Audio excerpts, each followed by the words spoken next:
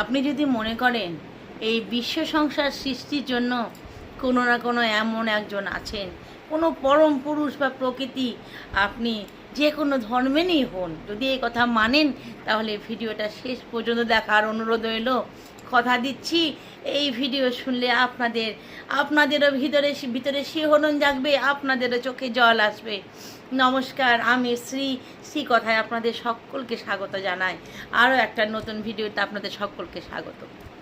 কালে খাঁ বলে একজন পোস্টম্যান ছিল, অনেক দিন আগের কথা আমি বলছি। বৃন্দাবনে সে ঘরে ঘরে পোস্টম্যান, সে চিঠি বিলি করে বেড়াতো। তখনকার দিনে হাতে চিঠি লেখা হতো, আপনারা সকলেই জানেন। তা সে অন্য ধর্মের হলেও সে যখন একবার করে যেত বাঁকে বিহারীর মন্দিরের পাশ দিয়ে, সে একবার করে সে তার দর্শন করত, সে গোবিন্দের দর্শন করত, সে ঠাকুরের দর্শন করত। একদিন শ্রীকৃষ্ণের বড় ভক্ত ছিল, সে সকল শ্রীকৃষ্ণের মন্দিরে একবার করে যেত।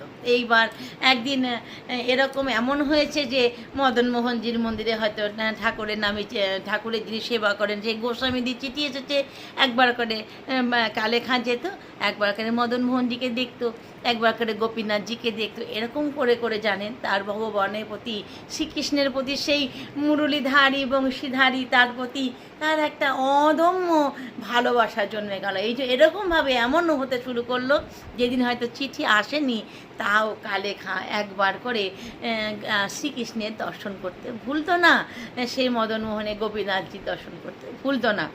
একদিন এরকম হলো যে কালী খাঁ তখন বলল যে মন্দিরের যে ছিলেন, মহান্ত ছিলেন, তাকে বললেন যে আমি ঠাকুরজির কোনো সেবা করতে পারি, আমি ঠাকুরজি কোনো সেবা করতে পারলে ভারী খুশি হব।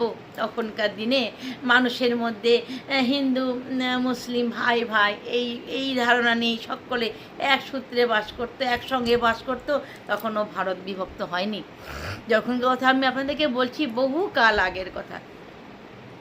তখন সে পুরোহিত মহন্ত বললেন, বেশ কালে খাঁ, তোমার যদি এই ইচ্ছা হয় তুমি এক কাজ করো, তুমি ভগবানের মন্দির পরিষ্কার করবে।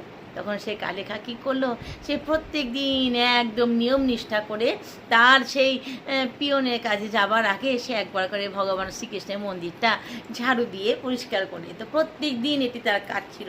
যখন এরপর থেকে কী হলো, আস্তে আস্তে আস্তে আস্তে যত তার বয়স বাড়তে শুরু করলো, সে কাজ থেকে রিটায়ারমেন্ট নিল। এইবার